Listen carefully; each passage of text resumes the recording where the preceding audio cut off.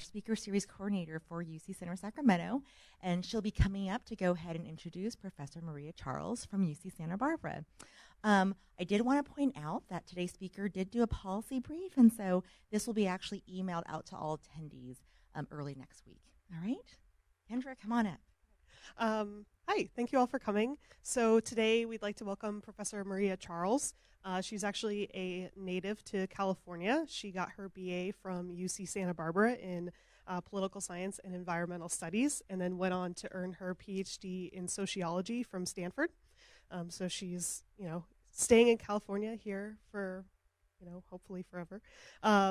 She was previously an assistant professor and associate professor at UC San Diego, and is currently a professor at UC Santa Barbara in sociology, and also the director of the Broome Center for Demography.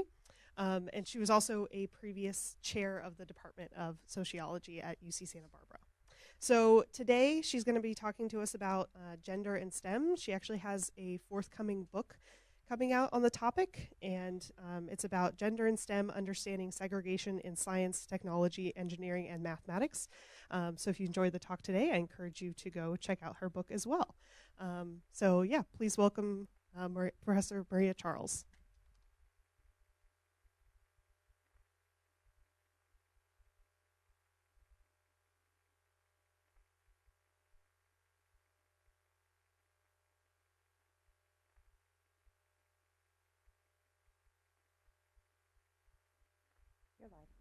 Thank you. Can you hear me? All right. Well, thank you for the nice introduction and the book plug. I'm very happy to be here today. I am going to talk about gender and STEM, as you heard. STEM, does everyone know what that is? Science, technology, engineering, and math. And as you probably know, these fields are some of the most gender segregated in the United States today. Women make up about almost 50% of the labor force in the United States, and about 25% of STEM workers are women. And these disparities are found regardless of race, ethnicity, socioeconomic class, immigration status, but they do vary in size. So I think I have a slide on this. Yeah. Women make up about 22% of black engineers, but the representation among white, Asian, and Hispanic engineers is even worse at 14%. Women make up a larger share of STEM workers among immigrant than among native workers. And the gender gap in STEM education is smaller among those from less affluent backgrounds than among the upper socioeconomic status people. Different STEM fields also vary quite a bit in their gender composition. About half of life sciences and about 60% of social sciences, my field, are women. But only 25% of physical scientists and 15% of engineers are women. And even within engineering, there's gender segregation. So women make up less than 10% of mechanical and electrical engineers, but I think about 20% of civil engineers. And historical trends are not always in the direction of more integration. So as you can see on the left side of this slide, under bachelors, there has actually been quite a substantial decline in women's share of computer scientists since 2000. It's gone from 28% to about 18% in 2015.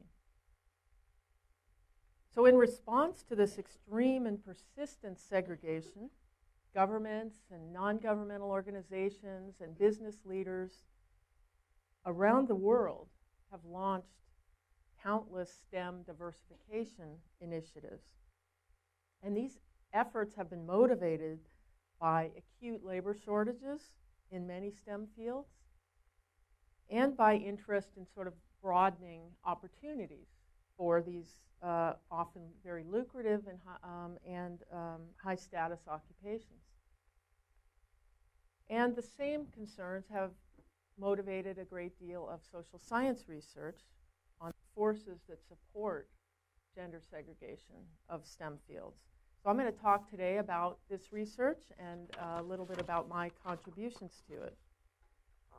So let me start with just a few observations. Many work tasks are widely understood to be intrinsically masculine or intrinsically feminine.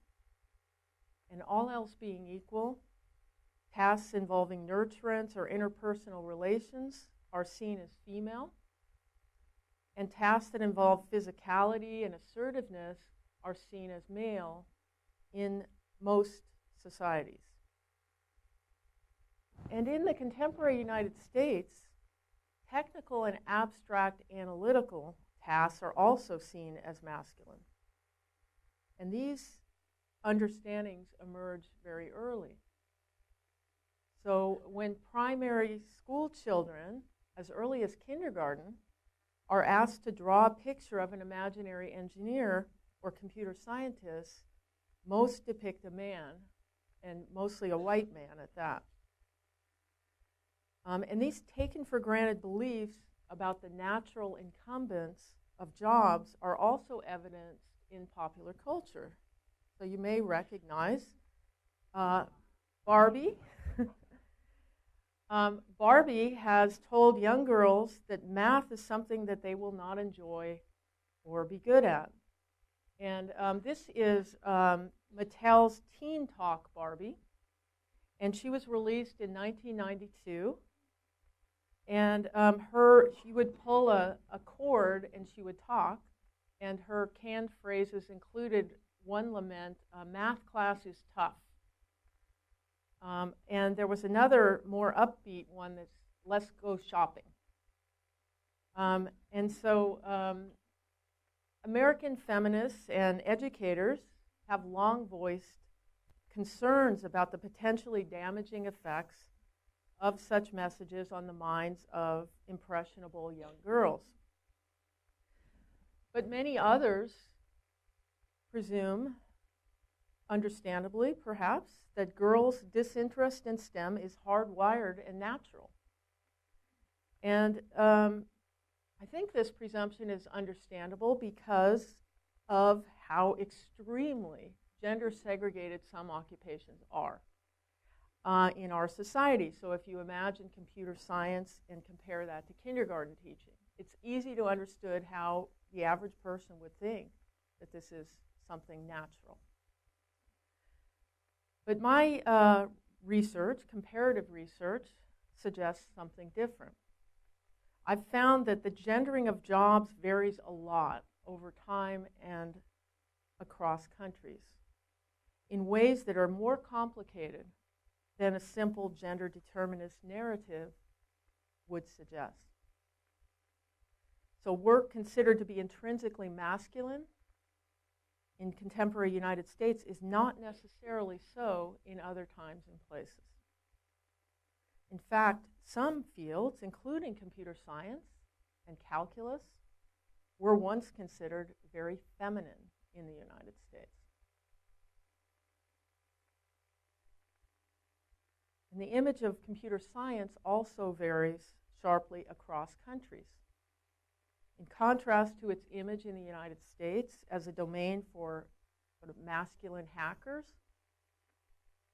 Indians and Malaysians see, for example, computer science as a women-friendly professional career that is lucrative and offers a safe indoor office working environment.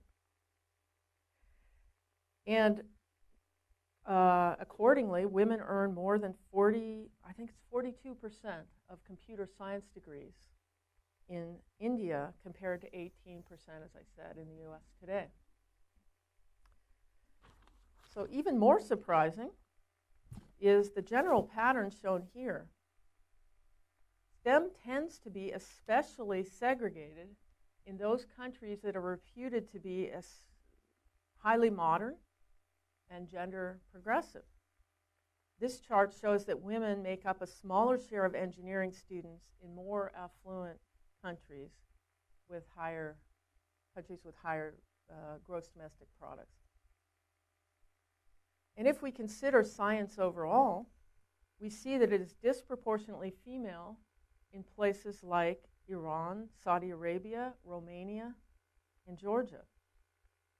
Most people would be surprised to learn that women's representation among science graduates is nearly 50 percentage points higher in some Muslim countries than it is in the Netherlands, for example. So this strong contextual variability suggests an important role of social and cultural factors in the gender typing of STEM fields. So I'm going to review some social science research on these factors and offer an assessment of how different explanations accord with the available evidence. The accounts that are most empirically compelling based on my research are those that treat cultural gender stereotypes as central driving forces.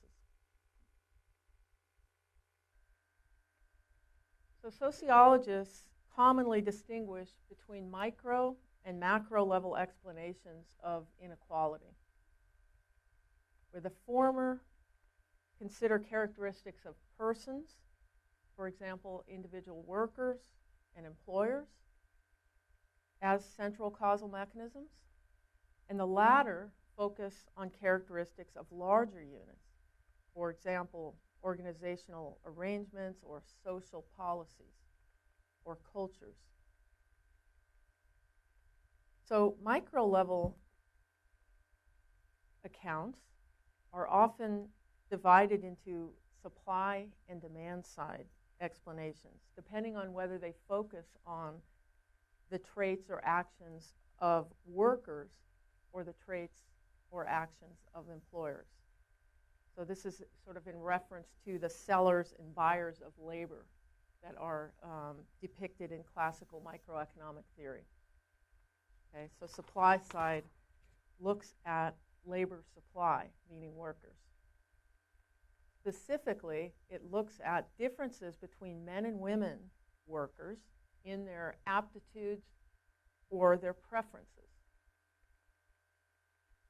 For example, the gender segregation of STEM might be attributed to men's greater capacity for analytical thinking, or women's stronger orientation toward interpersonal relations and care.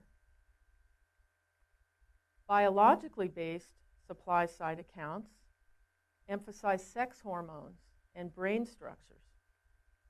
And socialization accounts emphasize the sorting of people into binary sex categories at birth and the rewards that ensue for gender-conforming behaviors after that. And so by this argument,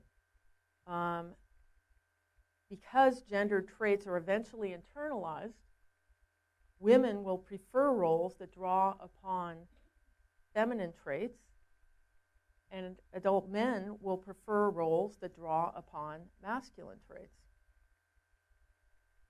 You may recall some high-profile supply-side accounts like this in a 2005 speech by Harvard President Larry Summers, and more recently in a 2017 memo by a former Google engineer, James Damore.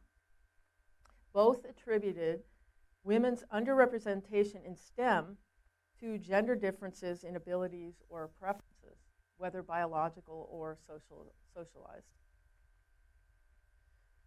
So these supply-side explanations resonate widely, and this is perhaps because they were very straightforward and because they align well with the ubiquitous Mars and Venus mythology that depicts men and women as innately opposite sexes.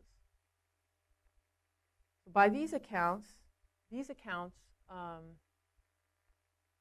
as you know, also generate fierce resistance among advocates for equality because they seem to blame women for their lesser economic status, and because they suggest that the current gendering of occupations is inevitable.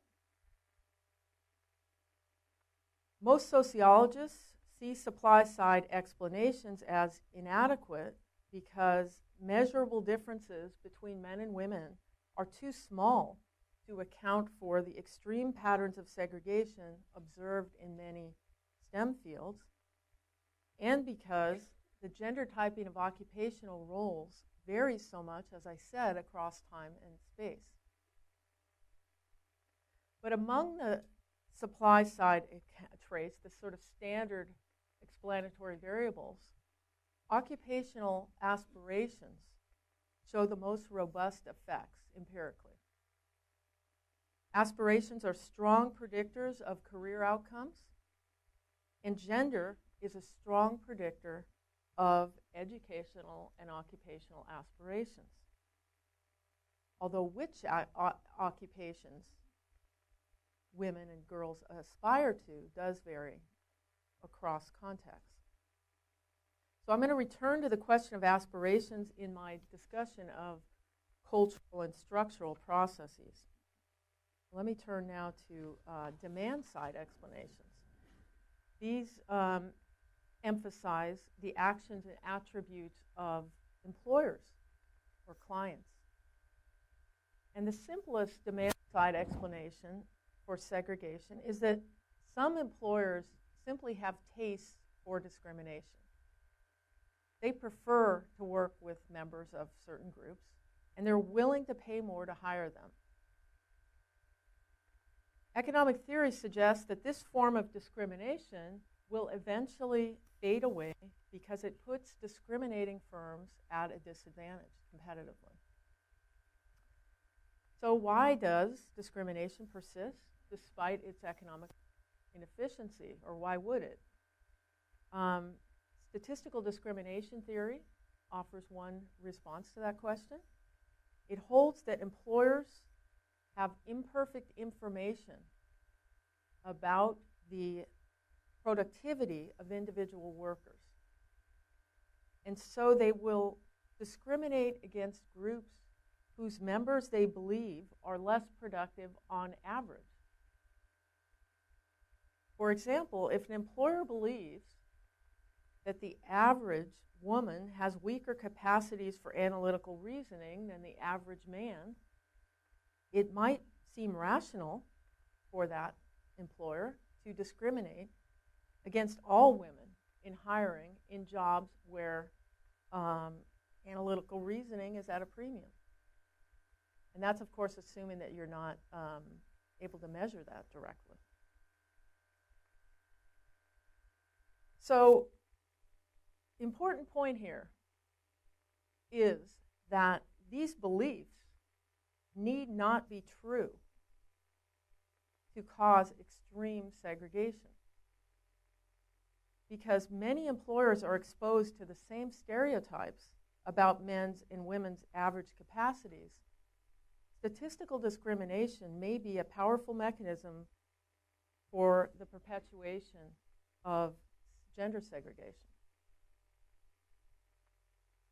Gender discrimination is illegal and therefore difficult to measure because people aren't going to just tell you that they discriminate. But experiments do offer some compelling evidence. For example, one experiment showed that scientific papers were judged to be of higher quality when they were attributed to a male author than a female author. The same paper. Another showed that women musicians were more likely to be hired for an orchestra when their gender was obscured by a screen during the auditions. And analyses of videotaped job interviews have also revealed unequal treatment in the STEM hiring process. So one study showed, for example, that women candidates for engineering professorships were interrupted significantly more often than male candidates when they came to give their job talk. And knowledge or even rumors of this sort of discrimination may influence occupational aspirations, leading some girls to forego STEM training. And then STEM avoidance by some few girls can have multiplier effects because adolescents respond very strongly to standards set by same-gendered peers. And this is important because opting out of STEM training will reduce girls' actual skill levels and reinforce beliefs about intrinsic gender differences in interests or aptitudes. So in this sense, supply and demand side processes may reinforce one another and generate powerful self-fulfilling prophecies.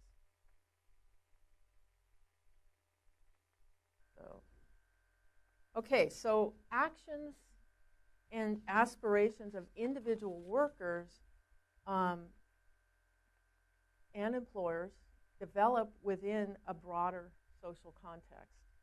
And so this is where we come to structural and cultural explanations. How do social structures and cultural belief systems influence individual choices and outcomes?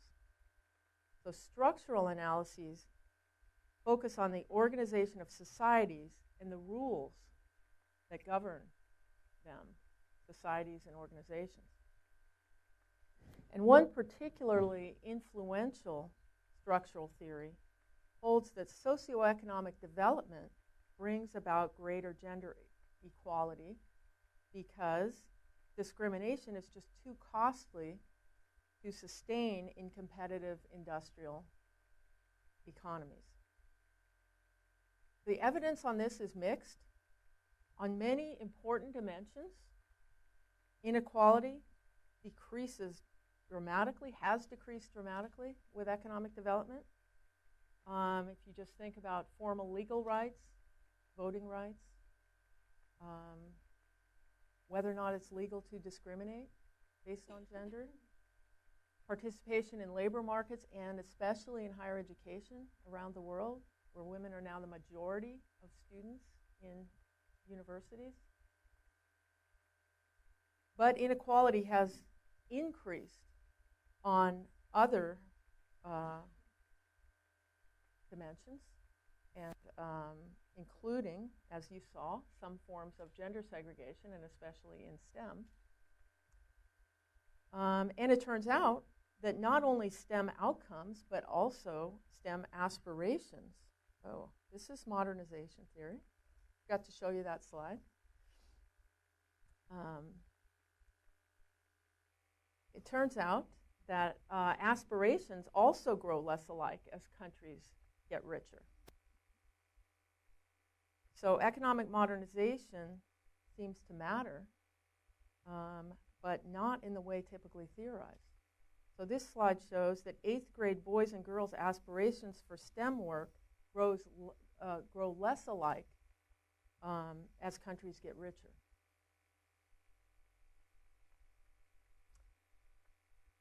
So what about social policies? STEM jobs are embedded in societies and workplaces with widely varying laws and organizational arrangements. And among other things, different policies may make combining work and family obligations more or less difficult. In the US, policies for family leave or flexible scheduling are much less well developed than they are in many European countries.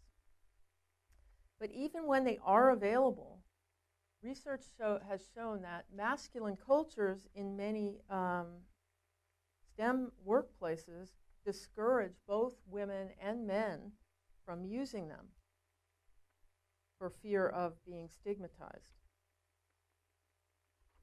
So this brings us to culture and cultural stereotypes. These are another macro level factor contributing to occupational gender segregation. And they operate by reinforcing ideas about the intrinsic masculinity and or femininity of persons and the masculinity and femininity of jobs. So highly segregated occupations are widely believed to require aptitudes that map neatly onto the Mars and Venus dichotomy. And the cultural stereotyping of people and jobs as intrinsically feminine or masculine helps reproduce occupational gender segregation through diverse processes. First, they induce people to make gender-conforming choices, either to affirm one's masculinity or femininity or to avoid uncomfortable work environments. Stereotypes may also reproduce occupational segregation by causing discrimination against gender non-conforming applicants. Women in STEM report experiencing more discrimination than women in other fields, and experimental studies corroborate these reports. For non-white women, STEM work environments are even more challenging. The cultural image of the white male scientist has been shown to intensify pressure on women of color who report facing intense skepticism about their competence and belonging. So in addition to these direct effects, cultural stereotypes support segregation by shaping people's identities in stereotype-consistent directions. They bias self-assessments about our own aptitudes, so what we're good at, beliefs about what we're good at. Experimental studies show that telling people falsely that members of their own group tend to do worse on a particular work task causes them to rate their own performance lower on that task and to express less interest in a related career compared to if they're told that men and women do equally well on this task before they take the test. Another study showed that stereotypes about women's lesser math ability make women more likely than men students to attribute a bad math grade to a lack of intrinsic ability, and therefore be more likely to drop out of STEM degree programs. Besides biasing self-assessments of ability, stereotypes bias self-assessments of affinity, of what we like. So beliefs about what we'll enjoy doing. People expect to enjoy and therefore prefer work that involves gender-conforming tasks. And career aspirations are especially gender-typed in affluent societies, as we've seen,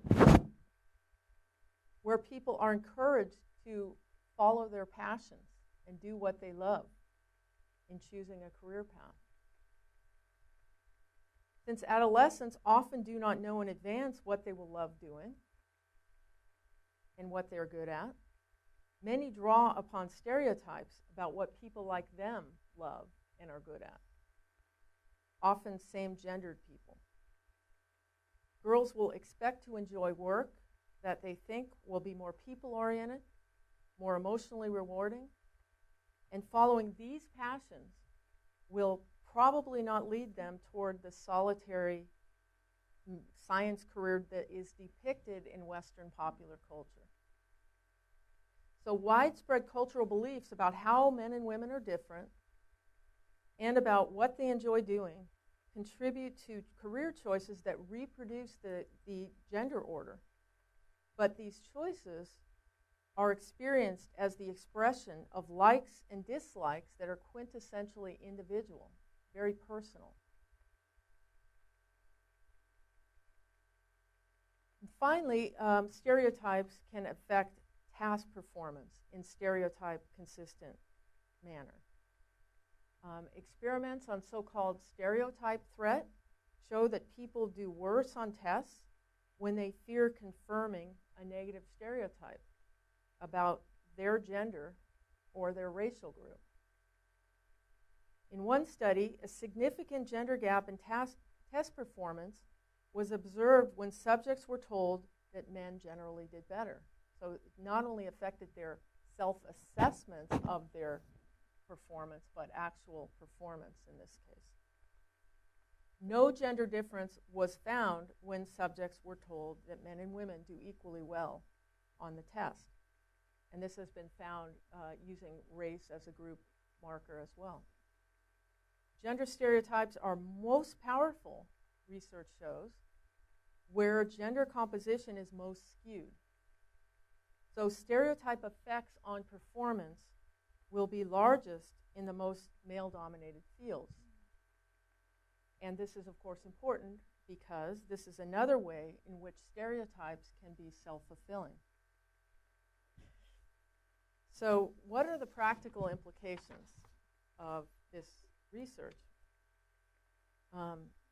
Should we be concerned about women's underrepresentation in STEM if this underrepresentation follows from choices made in the absence of overt coercion or discrimination? And I would argue that this segregation is more than academic interest for three reasons.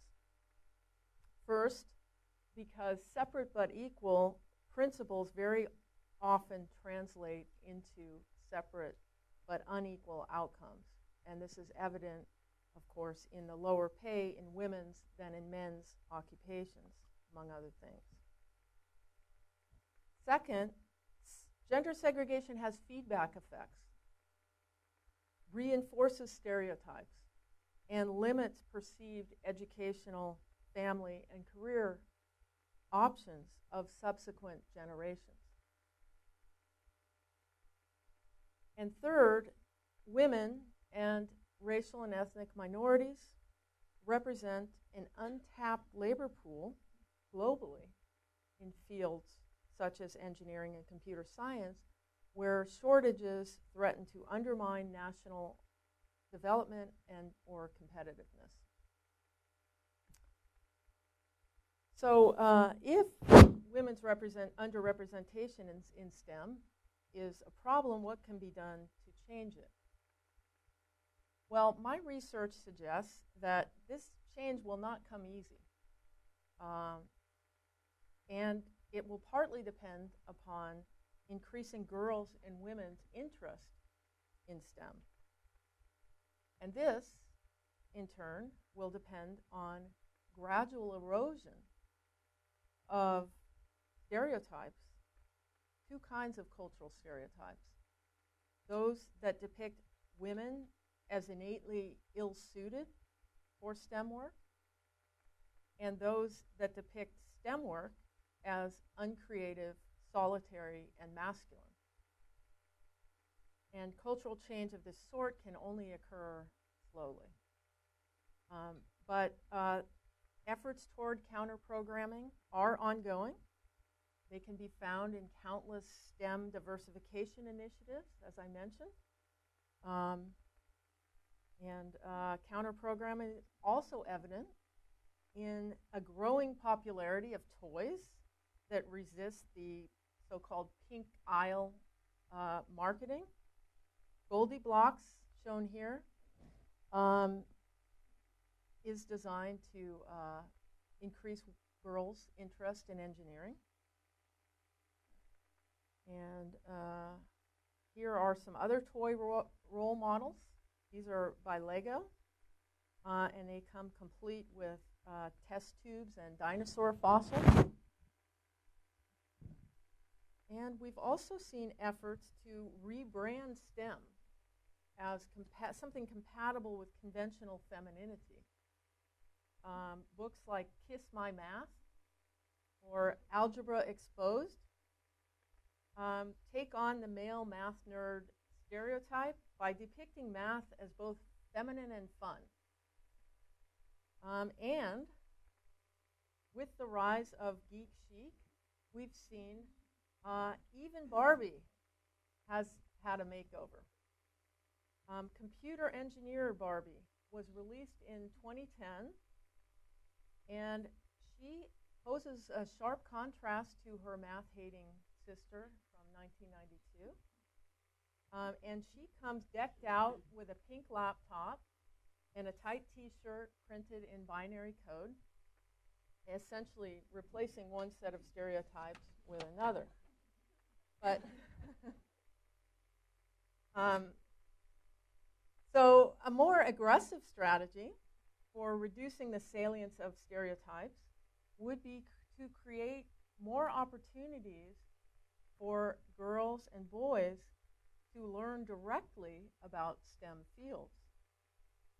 For example, new high school graduation requirements in math, computer science, engineering would help decrease reliance on stereotypes and increase girls' confidence in their capacity to do this work and to enjoy it. Although such policies might seem to be at odds with American ideals of individual choice and self-expression, research suggests that they can weaken penetration of gender stereotypes and reduce peer pressure in course taking. Comparative studies show that a larger share of STEM degrees goes to women in countries and in U.S. states where curricular choice is reduced or delayed and where high school requirements include the respective STEM courses. This may be because reluctance to transgress gender norms declines with age, so early choices are especially gender segregated, or because exposing students to a broader array of fields provides them with better information about what they like and what they're good at. In India, a strong national math curriculum makes girls more confident in their ability to learn computer science skills than American girls are, even if they don't have or use a computer at home. But any such mandatory early experiences will backfire without careful attention to the culture and organization of STEM classrooms and workspaces. Encouraging a sense of belonging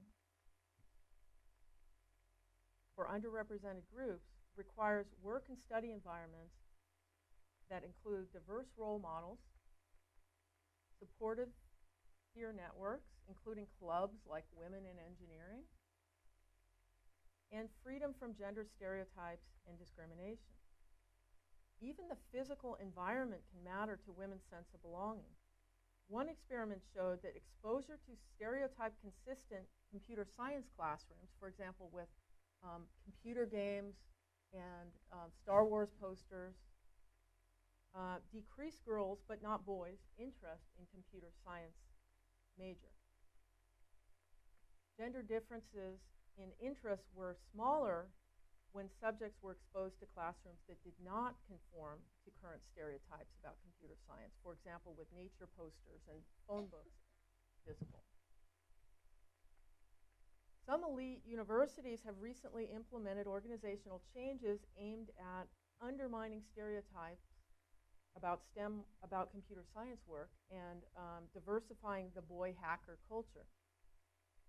Changes have included revamping introduction to computer science courses to offer a more inclusive and socially relevant curriculum, and increasing mentorship and peer support of underrepresented groups. Increases in women's share of computer science grads have been impressive. For example, it went from 10 to 40% in 5 years at Harvey Mudd College. And its similar results have been observed elsewhere. So once girls and women have entered a STEM job, workplaces will need to develop policies and practices that keep them there. Policies relating to work hours, flexible scheduling, family and sick leave, and child care are important, but research suggests that they're not enough. It's not enough to have these policies. Workplaces must have cultures that support their use by both men and women. True or not, many STEM workers report stigma associated with using family accommodation policies, and so they often go unused by both men and women. So a key finding, in summary, from historical, experimental, and interview-based research is that individual occupational preferences are social products. Career choices are more than practical economic decisions in affluent societies like ours.